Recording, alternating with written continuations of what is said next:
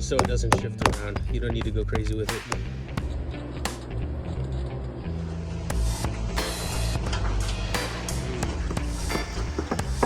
Basically, during the pour at some point.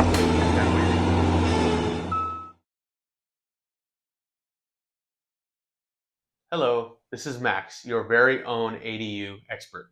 Today, we're doing a video on 5 unexpected costs you might see on your ADU project.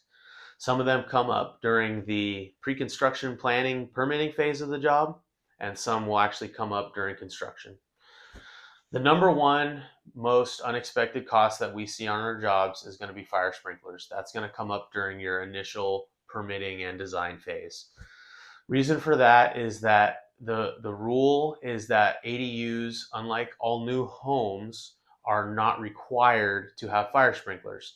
So the assumption is kind of like, hey, we don't need fire sprinklers.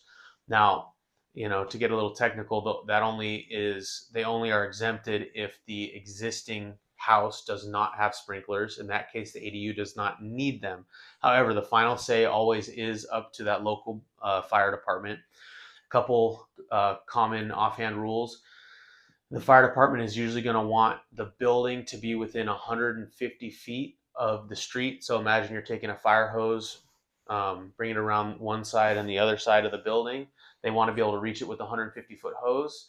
They also want about 300 feet, usually, from a fire hydrant to the building. Now, these are just numbers that Sac Metro Fire uses.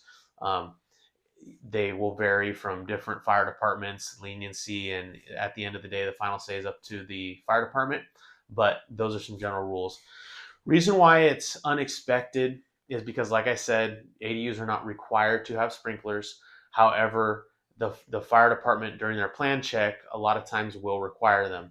And it is a little bit hard to get in touch with them. They don't really usually have a whole department dedicated to just reviewing plans. So it's not real easy to get a definite answer for your specific project all the way ahead of time if you for sure need them or for sure don't. A lot of times it comes up to, during the plan check process, them telling you yes or no. So as far as what's involved with them, usually you're going to have to do an upgraded size water line that will allow the sprinklers to flow.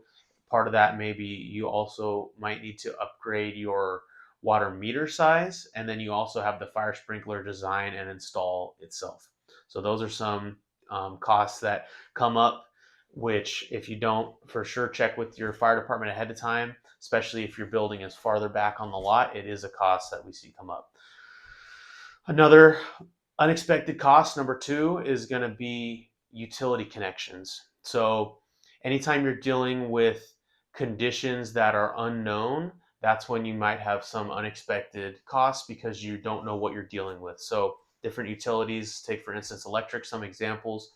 If you have an electric panel and you're assuming from the beginning, hey, we're going to just leave this panel as is, we're not going to upgrade it, and we're just going to feed the ADU from this panel.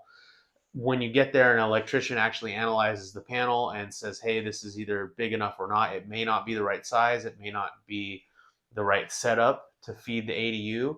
And you may have to also upgrade that panel at the same time.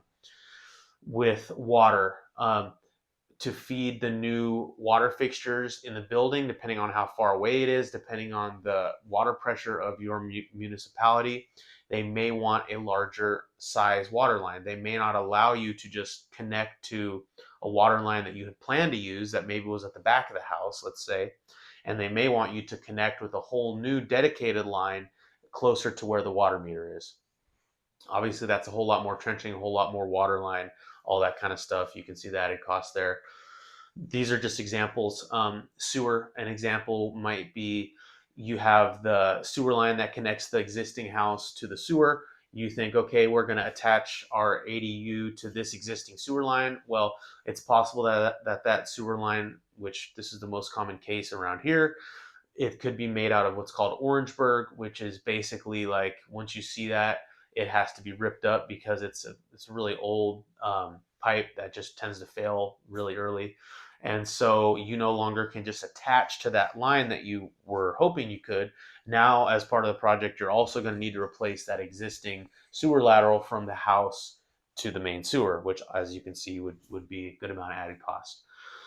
Okay, a third unexpected cost that might come up: fire rating details. So fire rating details are going to be anytime you have a building that gets close to your property line, or a building that gets close to another building on the lot, like the primary home, or in the city of Sacramento here, we have the ability to build duplex ADUs. So you've got two separate units. Those units are going to have special fire ratings between the ceiling and floor, and also between the walls, anywhere where one unit touches another unit. So those are all details that are very important. Fire is the number one concern of all building inspectors, anyone who's going to check the project and all that kind of stuff. It's for fire safety. So those details do not get overlooked. They always get caught. You need to make sure you do them. They sometimes will get missed on plans. There may not be details of how exactly, for instance, a penetration in one of those walls, let's say your building is close to the lot, it needs to have a certain fire rating. Well, what if you have a kitchen exhaust going out of that wall? Okay, well, maybe that's not allowed anymore, or maybe it is, but it has to be a special kind of pipe, special kind of flashing, special kind of sealant. Duplex situation where you have two units, well, now you have a can light, which is a big hole in the ceiling that is breaking that fire rating between the first unit and the second unit. That has to have a special kind of assembly. There's various ways to do it, but those little details don't always get caught on permitting and plans, but 100% will get caught during the build and during inspection.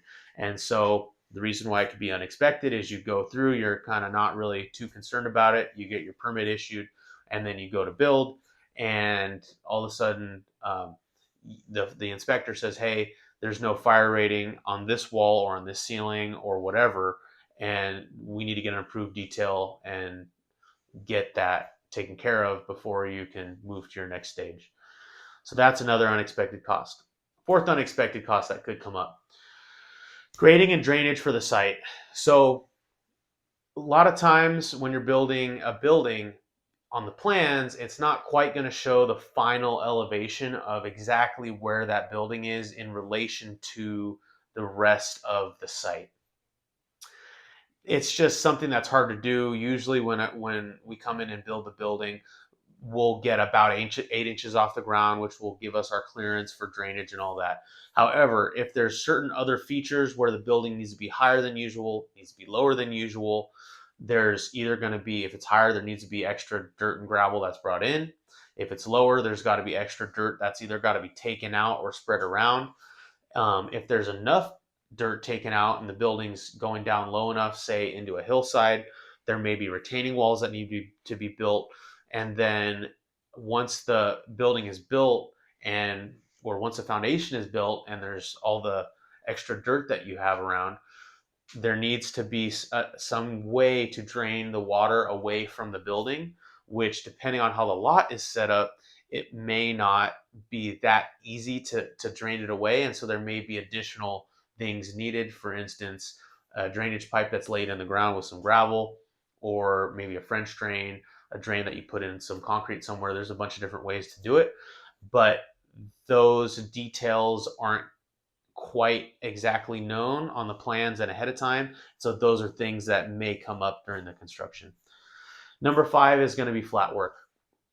Usually you'll have a porch. You're required to have landings outside of all your exterior doors, so those you're going to have. But a lot of times driveways, patios, all that stuff doesn't need a permit, and so a lot of times it's kind of an afterthought.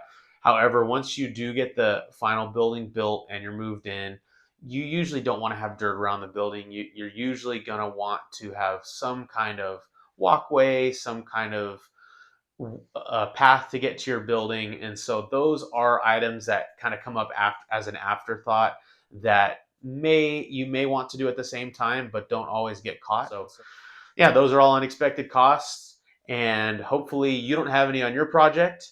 So if you think of all these ahead of time, it will definitely give you the best chance to avoid all those. Thanks.